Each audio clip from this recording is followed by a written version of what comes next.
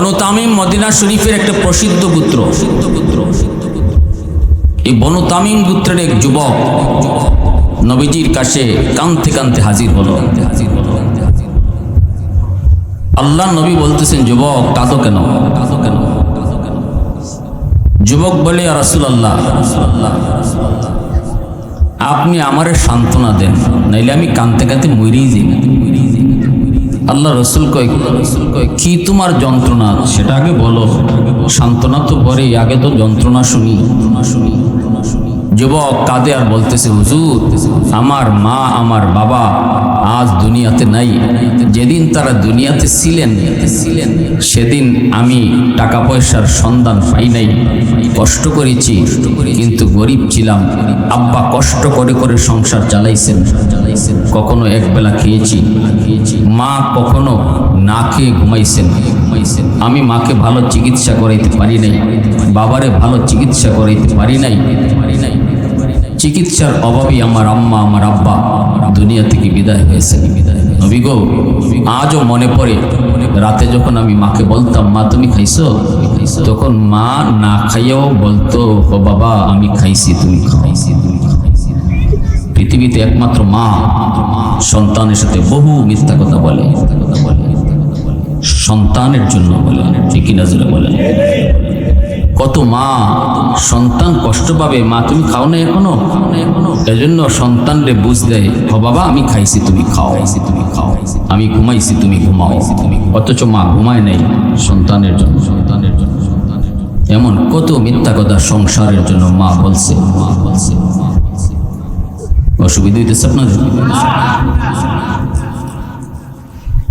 আল্লাহর নবী বলেন, যুবক এবার তুমি আমাকে একটু খুলে বলো।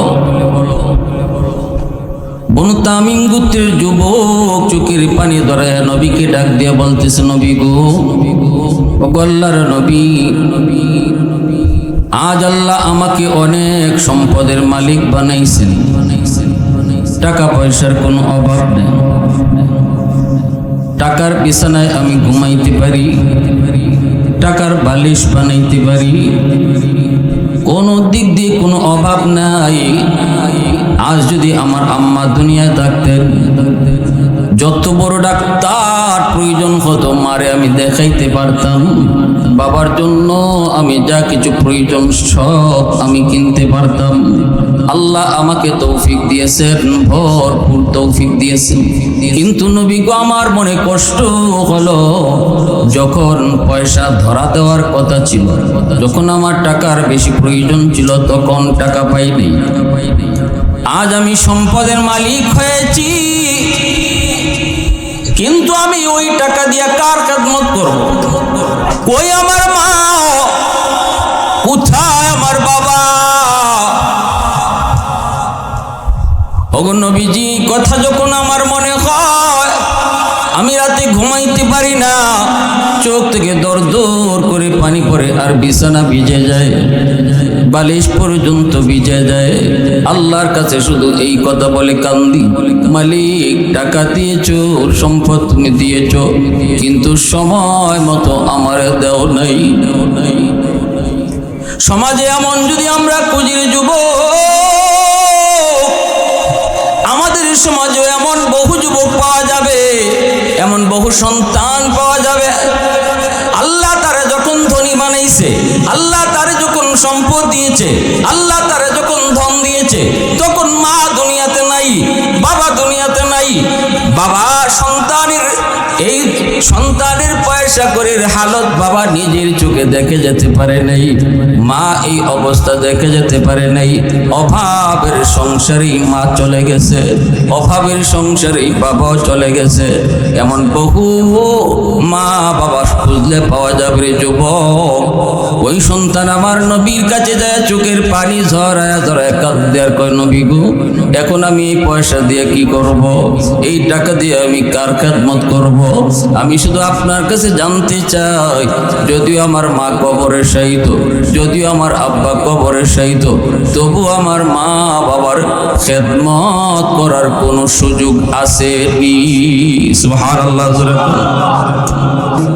ঐতিহ্যবাহী বড়াজাঙ্গাল গ্রামের প্রবাসীদের উদ্যোগে ও কবরবাসীদের স্মরণে আজকের ইসলামী মহাসম্মেলনের সম্মানিত সদরী ইজলাস হাফেজ মাওলানা রাকিবুল হাসান সাহেব, সহসভাপতি মাওলানা আনিসুর রহমান সাতিয়ানি সাহেব, আমার পাশেই বসা আমার বন্ধুবর, আপনাদের কৃতি সন্তান, সারা দেশে যিনি দাওয়াতের প্রোগ্রাম করেন হযরত মাওলানা মতিউর রহমান ফারুকি, আমার আগে বয়ান পেশ করেছেন নন্দিত মুফাসসিরে কোরআন প্রিয় ছোট ভাই হযরত মাওলানা কারি জুনায়েদুল হাবিব, মঞ্চে আসীন জাতির বিবেক, জাতির কর্ণধার, এ জাতির সূর্য সন্তান ওলামায়ে কেরাম, মুরব্বিয়ানে আযম, কলিজার টুকরা যুবক, পর্দার আড়ালে পর্দানিশীন সম্মানিত মা ও বোনেরা। এই বাবাই কথা বলে, এই এই নড়াচড়া নড়াচড়া। মুআজ্জাজ হাজিরিন, প্রবাসীরা উদ্যোগ নিছেন, দোয়া নিছেন কবরবাসীদের লাগি, ঠিক না? ঠিক না? এই যে আমাদের কবরের শায়িত প্রিয়জন, আপনজন, মায়ার মানুষগুলি, যারা একদিন আমাদের মতোই এ দুনিয়াতে ছিল, আজ আমি যে ঘরে ঘুমাই, এ ঘরেই একদিন আমার আব্বা ঘুমাইতেন। বাবা যে পথের প্রতীক, আমাকেও সে পথের প্রতীক হওয়াই লাগবে। একদিন আমি ঘরে থাকবো না, ঘরে থাকবে আমার সন্তান। মানুষ বদলাবে, জায়গা ঠিক থাকবে। আজ আমরা দুনিয়ার উপরে যারা, আমাদের কাছে আমাদের মুর্দেগান তারা কি চায়, তাদের পাওনাটা কি? কোরআন এবং হাদিসের আলোকে কিছু আমলের কথা বলবো, মনোযোগ আছে তো ইনশাআল্লাহ? জানা দরকার আসেনি না নাই? যেহেতু কবরবাসীদের স্মরণে, তাহলে কবরবাসীরা আমাদের কাছে কি চায়, আমরা তাদের জন্য কি পাঠাবো, কিভাবে পাঠাবো, কোন তরিকায় পাঠাবো, কোরআন এবং হাদিসের আলোকে, মন গড়া নয়। মা বাবা সন্তানের জন্য আল্লাহর পক্ষ থেকে বহুত বড় নিয়ামত। যার মা নাই সে জানে মা কত বড় নিয়ামত। যার বাবা নাই সে জানে বাবা কত বড় দৌলত। বৃদ্ধ বাবা বিছানায় পড়ে থাকলেও সন্তানের একটা ভরসা থাকে, ঠিক না? অসুস্থ বাবা বিছানা থেকে যেদিন কবরে যায়, ওদিন সন্তান বুঝে তার মাথার উপর থেকে কত বড় ছায়া সরে গেল। যেদিন বাবা থাকে না, সেদিন সন্তান টের পায় তার মাথার উপরে ছায়া নাই।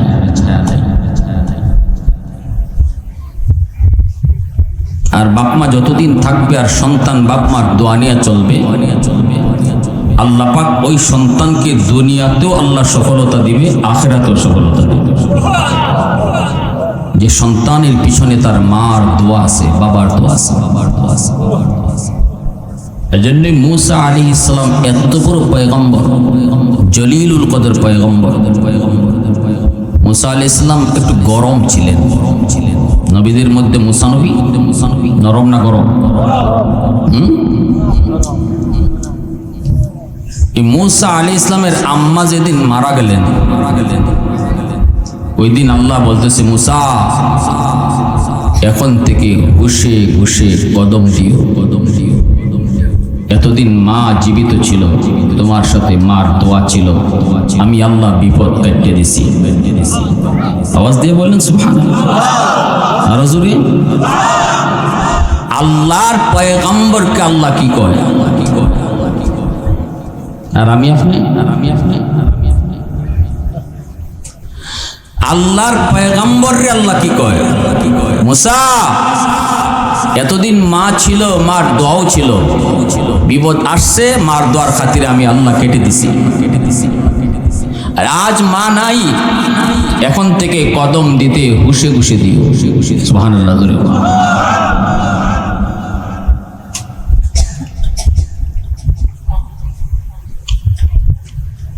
বনু তামিম মদিনা শরীফের একটা প্রসিদ্ধ গোত্র। এই বনু তামিম গোত্রের এক যুবক নবীজির কাছে কাঁদতে কাঁদতে হাজির হলো। আল্লাহ নবী বলতেছেন, যুবক কাঁদো কেন? যুবক বলে, ইয়া রাসূলুল্লাহ,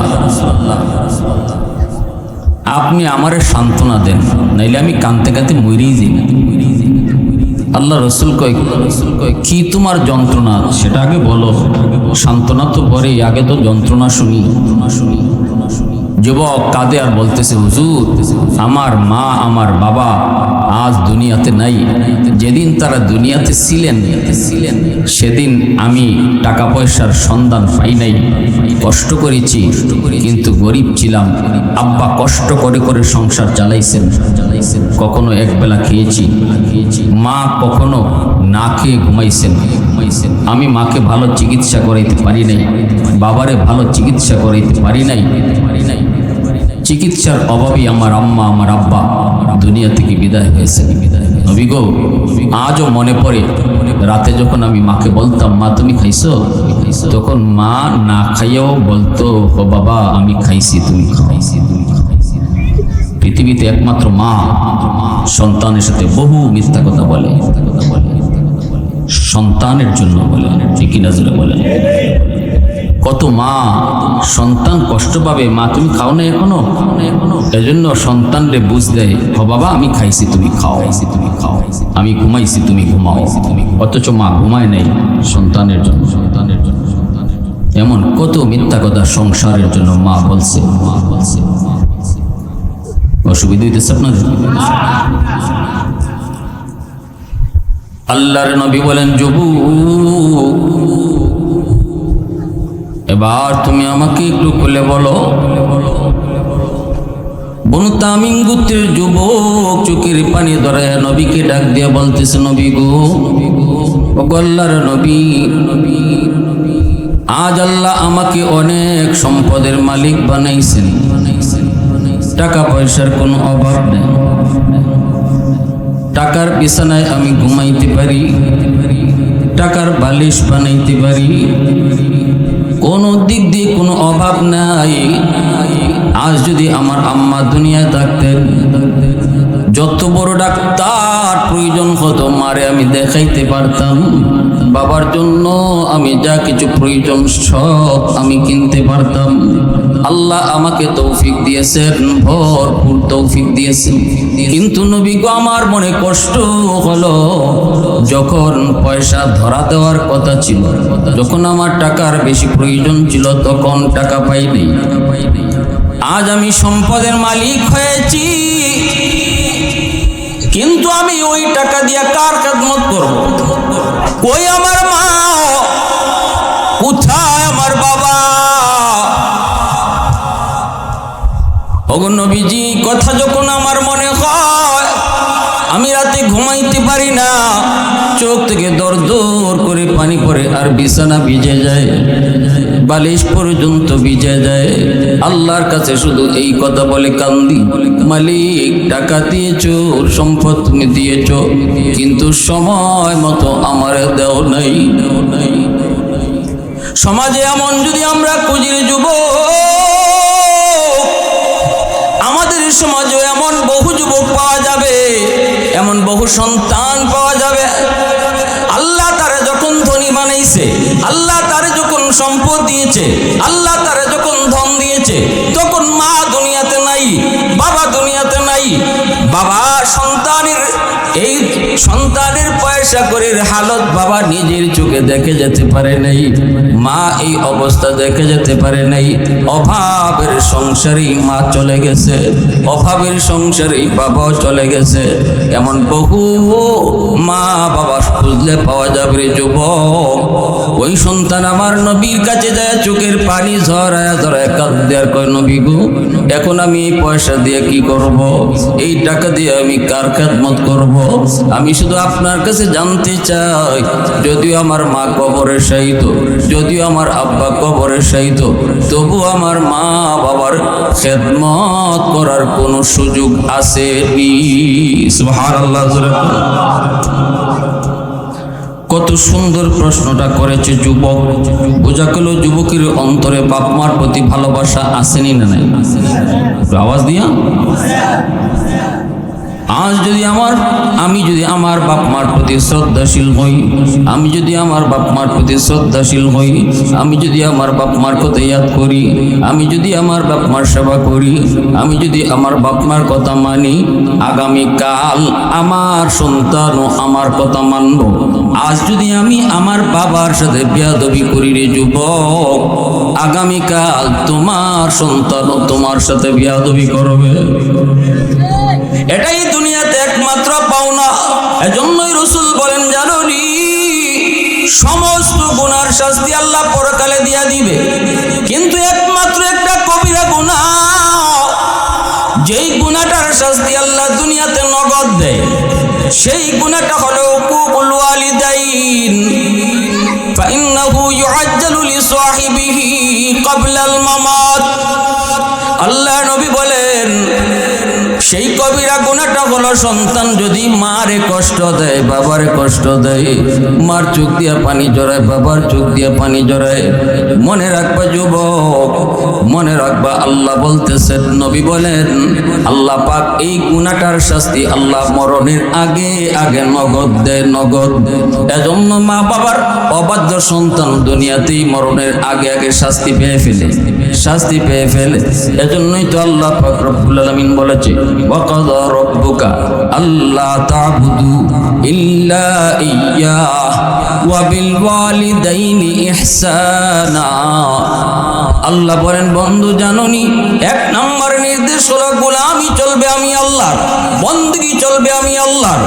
সন্তান চাইবা তো আমি আল্লাহর কাছে চাইবা, ধন দৌলত চাইবা তো আমি আল্লাহর কাছে চাও, শান্তি চাইবা তো আমি আল্লাহর কাছে চাও।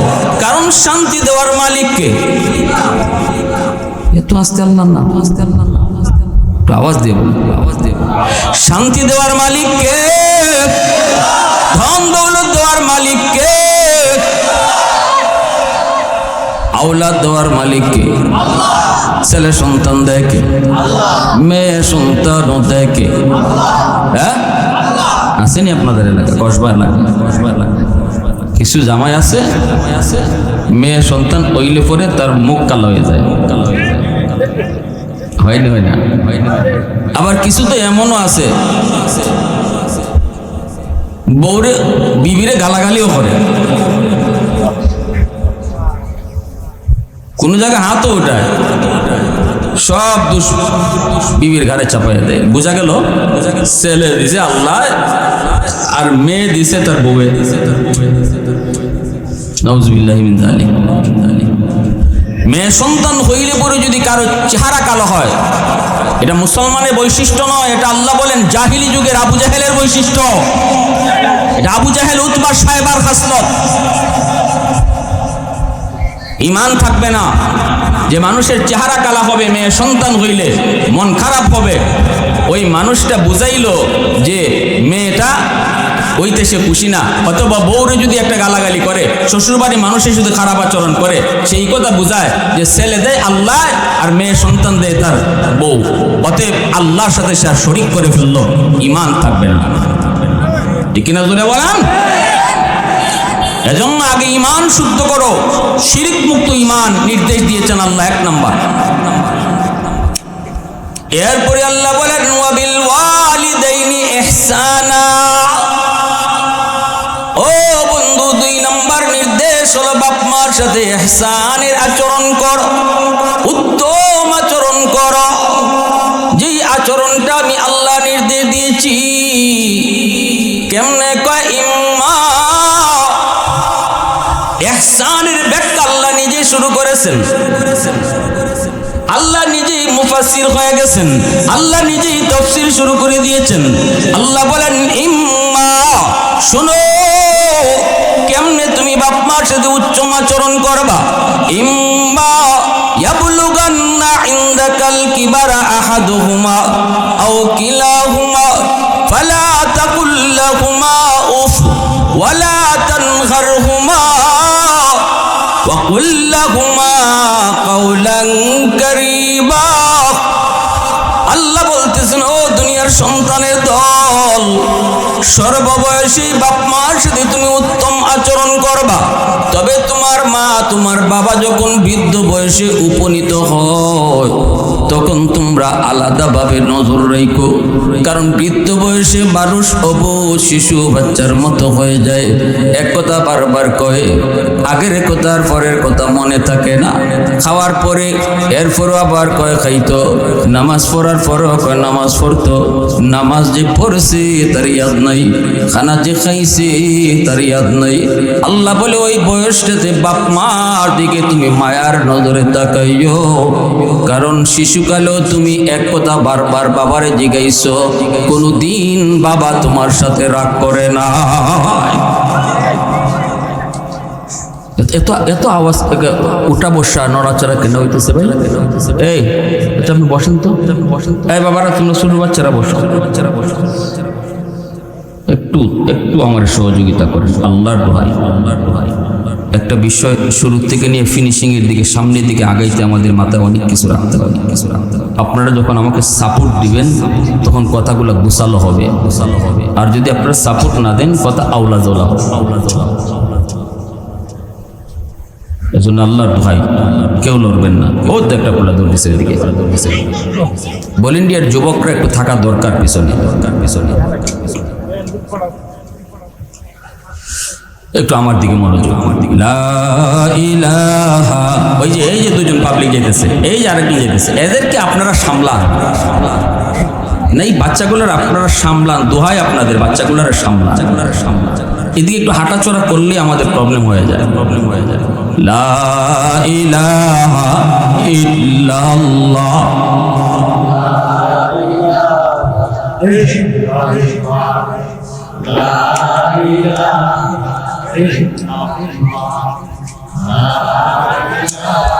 ভাই মহব্বতের সাথে, আমি ঘরে তো আমরা জিকির করি না ভাই, ঘরে তো জিকির করা পরিবেশই নাই। জান্নাতি সামিয়ানা এখানে একটু সুযোগ পাইছি, পরিবেশ পাইছি, আল্লাহরে জোরে ডাকলেও আমার একটু পাগল কইতো না, ঘরে কেউ দৌড় দিয়ে আইতো না। এখানে পরিবেশটাই আল্লাহকে ডাকার। লা ইলাহা ইল্লাল্লাহ। সবাই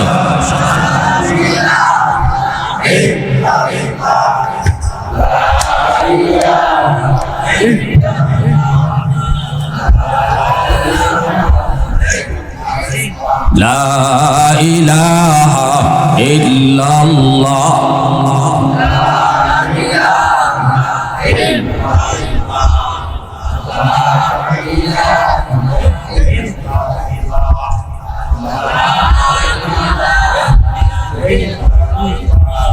লা ইলাহা ইল্লাল্লাহ।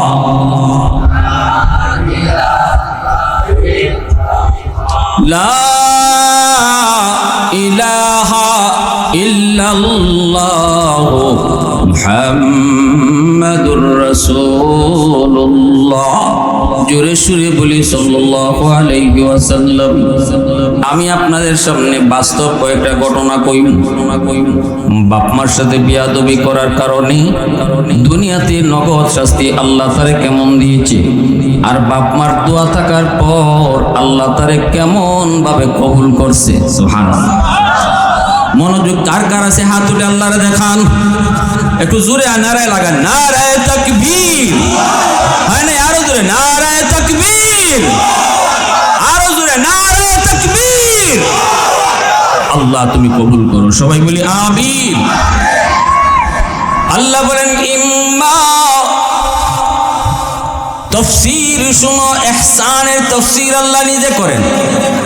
নামাজের হুকুম আল্লাহ দিয়েছেন, আকিমুস সালাহ, নামাজ কায়েম করো। কিন্তু কেমনে নামাজ পড়বো, কেমনে দাঁড়াবো, কেমনে রুকু করব, কেমনে সেজদা করব, তাফসীর আল্লাহ নিজে করেন নাই। আল্লাহ বলছেন কেমনে নামাজ পড়তে হয় আমার বন্ধুর কাছ থেকে শিখে নাও। রাসূল বলেন আমাকে দেখে নামাজ শিখো, কিন্তু মা বাবার সাথে উত্তম আচরণ করো। এই কথা বলার পর আল্লাহকে যদি জিজ্ঞেস করা হয় মালিক কেমনে ভালো আচরণ করব, বাপ মার সাথে উত্তম আচরণ আমি করব, তো কেমনে করব? আল্লাহ এই কথা কয় নাই আমার বন্ধুর কাছ থেকে শিখো। বন্ধুর কাছ থেকে তো শিখবা, বরং আল্লাহ নিজে বলেন আমি ব্যাখ্যা করে বলতেছি, আমার কথাটা আগে শোনো। ইম্মা ইয়াবলুগান্না ইনদাকাল কিবারা আহাদুহুমা আও কিলাহুমা ফালা তাকুল লাহুমা উফফিন ওয়ালা তানহারহুমা ওয়া কুল লাহুমা কাওলান কারীমা।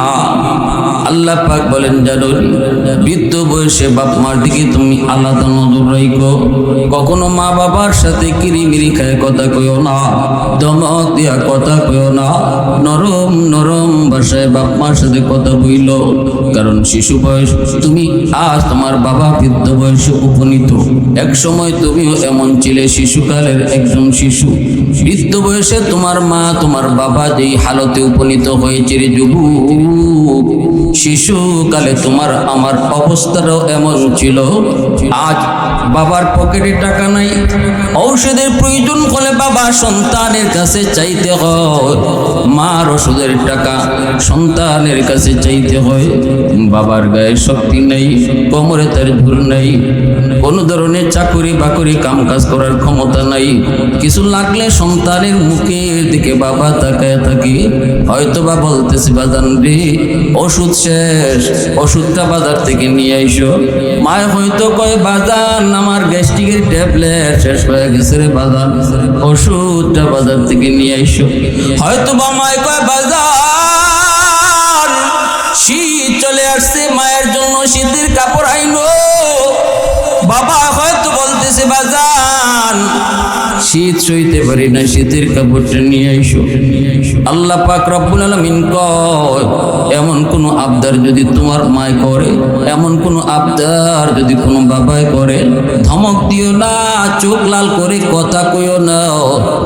কারণ শিশুকালে এমন বহু আবদার তুমি বাবারে করেছ, বাবা তোমারটা আগে পূরণ করেছে। ঔষধের প্রয়োজন ছিল তোমার, ঔষধের প্রয়োজন ছিল বাবারও, ঔষধের প্রয়োজন ছিল তোমার মায়েরও, কিন্তু বাবা নিজের ঔষধ বাজার থেকে আগে কিনে নেই, তোমার মায়েরটাও বাবা আগে কিনে নেই, তোমার ওষুধটাই সবার আগে বাজার থেকে কিনছে। শীতের কাপড়ের প্রয়োজন তোমারও প্রয়োজন ছিল, তোমার বাবারও প্রয়োজন ছিল, কিন্তু সেদিন বাবা নিজের কাপড়টা আগে কিনে নাই রে যুবক, সবার আগে তোমার আমার শীতের কাপড়টা বাবাই কিনছে। এজন্য আল্লাহ কয় শিশুকালের কথা ইয়াদ কইরো না, না চোখ লাল কইরো না, ধমক দিও না, কিরিমিরি খায়া কথা কইও না, না না ধমক দিয়া কথা কইও না। আমার নবী রহমতের নবী, মায়ার নবী, সাহাবায়ে কেরামদেরকে নিয়ে নবী এক মজলিসে বসা। হঠাৎ করে সাহাবীরা দেখতে পেলেন একজন বৃদ্ধা মহিলা নবীর দিকে লাঠি বর দিয়া নবীর দিকে আসতেছে। আল্লাহ নবী ওই মহিলাকে শুধু এক নজর দেখছেন, দেখা মাত্রই সাহাবায়ে কেরামকে আর কিছু বলেন নাই, লাফ দিয়া নবী উঠে গেলেন ওইটা ওই মহিলাকে আগে আনার জন্য। দু জাহানের বাদশা দৌড় শুরু করে দিলেন। সাহাবায়ে কেরাম পিছনে পিছনে যান, নবীজি কাছে যায়। এবার আল্লাহর নবী কয় মা কেন তুমি কষ্ট করে মুহাম্মাদুর রাসূলুল্লাহর দরবার এত কষ্ট করে কেন এসেছো গো মা? আমাকে তুমি কেন খবর দিলা না? মুহাম্মদ মুহাম্মদ যত বড় নবী হোক, মায়ের সামনে বড় হওয়া যায় না। মা সবার চেয়ে বড়। মার সামনে চেয়ারম্যানই চলে না, মার সামনে এমপিগিরি চলে না, মার সামনে মেম্বারি চলে না, মার সামনে নেতাগিরি চলে না। বাপ মার সামনে কোনো নেতাগিরি চলে না, টাকার পাওয়ার চলে না, ক্ষমতার পাওয়ার চলে না। সবার চেয়ে বেশি পাওয়ার আল্লাহ বাপ মারে দিছে। আওয়াজ দিয়া কও ঠিক কিনা, আরো জোরে ঠিক কিনা। কত অলিরা অলি হয়েছেন মার দোয়ার বদৌলতে। মঈনুদ্দিন চিশতি বলতেছে, মা আজকে গড়া মজলিসে বয়ান করেছি, আজ যে মজলিসে বয়ান করেছি, ভারতের ওই মজলিসের 90,000 হিন্দু আমার চেহারা দেখা কালেমা পড়ে মুসলমান হয়ে গেছে। মঈনুদ্দিন চিশতির মা বলতেছে, বাবা মঈনুদ্দিন, এটা তোমার কোনো ক্রেডিট নয়, তোমার কোনো বাহাদুরি নয়, এই বাহাদুরিটা হলো আমি মার। বাদান রে, ও বাবা মঈনুদ্দিন, আমি মা কোনোদিন তোমাকে অজু সারা দুধ পান করাই নাই। मैं तालिब मौला को मेरे इश्क निराला, मैं तालिब मौला को मेरे इश्क निराला, है जुमला जहां जिनके तजल्ली से उजाला, मादरुद जहां गैर खुदा यार नदार, যদি আদে খুদাহি চিদিগর কার নদারিম, যদি আদে খুদাহি চিদিগর কার নদারিম। একটু আওয়াজ দিয়ে বলেন আল্লাহু আকবার। সাহাবায়ে কেরাম নবীর পিছনে পিছনে আসলেন। সাহাবায়ে কেরাম অবাক হয়ে গেলেন। আমার দু জাহানের নবী বাদশাহ তো কোনোদিন কারো সম্মানে বসা থেকে দাঁড়ান নাই, এমনকি কারো সম্মানে নবী দৌড়ায়ও যান নাই।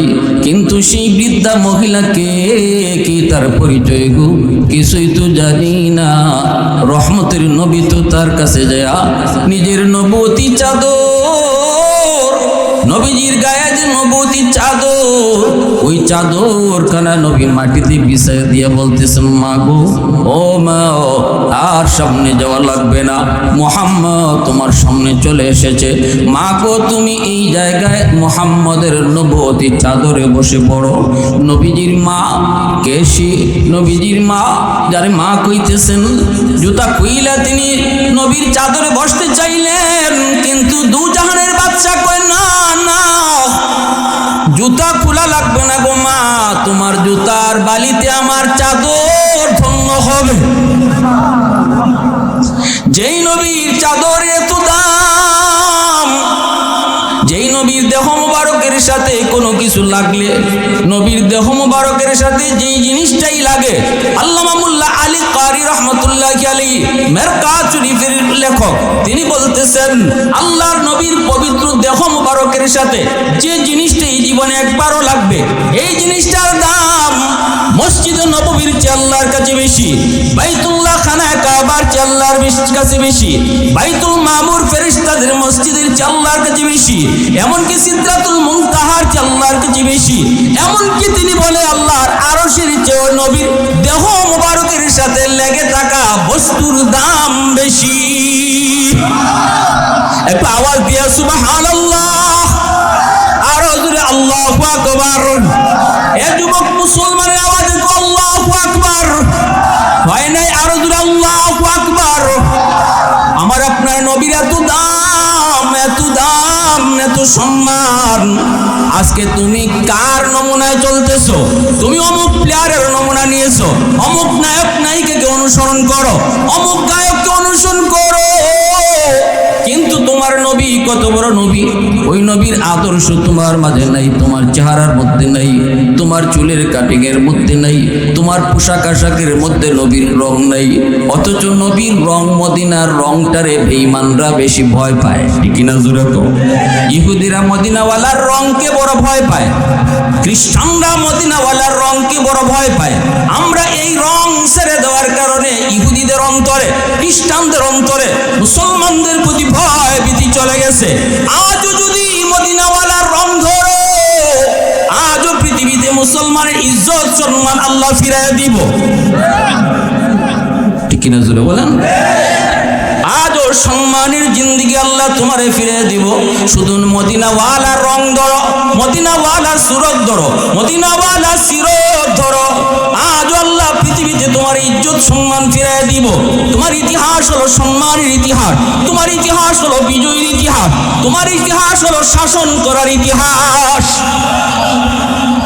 আজ তুমি পরাজিত, আজ তুমি লাঞ্ছিত, আজ তুমি ফুটবল, এদিকে একজনে লাথি দেয়, আরেকজনে এদিকে লাথি দেয়, তুমি ফুটবল হয়ে গেছো। তুমি ফুটবল ছিলে না, তোমার ইতিহাস ছিল খেলোয়াড়ের ইতিহাস। ঠিক না? তোমার ইতিহাস ছিল খেলোয়াড়ের ইতিহাস। তুমি সে কথা ভুলে গিয়ে ফুটবল হয়ে গেছো। তোমাকে নিয়ে খেলে একটাই কারণ, রং। ইহুদিদের রং ছেড়ে দাও, বেঈমানের কালচার ছেড়ে দাও, মদিনাওয়ালার কালচার গ্রহণ করো, আদর্শ বিশ্ব নবীর আদর্শ গ্রহণ করো। আজ আল্লাহ তোমার ইজ্জত সম্মান ফিরে। সাহাবায়ে কেরাম বলতেছে, নবী গো, কে সেই মহিলা, এত দামি এত সম্মানী মহিলাকে গো নবী, আমরা একটু পরিচয় জানতে চাই। আল্লাহর নবী, রহমতের নবী, দু জাহানের বাদশা চোখের পানি ছেড়ে দিয়ে নবী কান্দার কয়, সাহাবীরা রে, ও সাহাবীরা শোনো, তোমরা তো জানো আমি নবী এতিম, জন্মের আগে বাবা হারাইছি, বাবার আদর কেমন আমি নবী তা জানি না রে। আব্বু ডাকের ভিতরে কত মজা আমি বুঝি না। আমি নবীর সামনে যখন আব্বু ডাকে কোনো সন্তান বাবাকে, আমার কলিজায় চিপা দিয়া উঠে। আমি মুহাম্মদ জন্মের পর থেকে কোনোদিন আব্বু ডাকতে পারি নাই। সুবহানাল্লাহ। বুঝ হওয়ার পর মা হারাইছি, মার খেদমত করার সুযোগও পাই নাই। বাবার কবর দেখতে যে মাকে হারাইছি। নবী আমার মাকে নিয়ে কান্দে, মাগো ও মা, বন্ধুদের আব্বা সন্ধ্যার সময় আইসা কুইজা মাঠটিকে নিয়ে যায়। মাগো, কোনোদিন তো আমি মুহাম্মদকে খুঁজে নেওয়ার জন্য আমার আব্বা আসলেন না। ওগো মা, আমার বাবা কেমন, আমার আব্বু কেমন, আমার আব্বু কেমন আসিলেন একটু কোন। এইভাবে নবী যখন আব্বুকে কান্দে, তখনই নবীর আম্মা বলতেছে, নবীজির দাদাকে আব্দুল মুত্তালিবকে বলতেছেন, বাজান, আপনার নাতি আপনার সন্তানের কবর দেখতে চায়, অথচ আপনার সন্তান আব্দুল্লাহর কবর তো হলো মদিনায়। মুহাম্মদ বাবার কবর দেখার জন্য পাগল হয়ে গেছে গো। নবীজির দাদা বলতেছে, ঠিক আছে মা, তুমি যাও।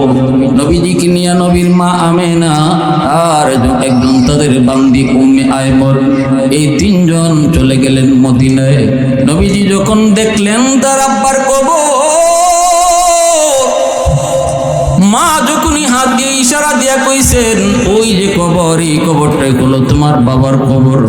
দু জাহানের বাদশা দূর দিয়া যাইয়ে বাবার কবরে হামলি দিয়া পড়লেন। বাবা গো কয়া কান্দে আর কই, বাবা, বন্ধুদের বাবা কত আদর করে চুমুকায়, কপালে চুমুকায়, গালে চুমুকায়। বাবা গো, কোনোদিন তো তুমি আমাকে আদর করলে না। এই কুয়া নবী যখন কান্দে, নবীর আম্মা আমেনা তিনিও কান্দেন। শেষে নবীকে নিয়ে যখন তিনি আবার মক্কায় ফিরে আসবেন, পথের মধ্যে আবওয়া নামক জায়গায় মাও বিদায় নিলেন। রহমতের নবী দু জাহানের বাদশা ইতিম হয়ে গেলেন। 6 বছর বয়সে তিনি মাকেও হারাইলেন।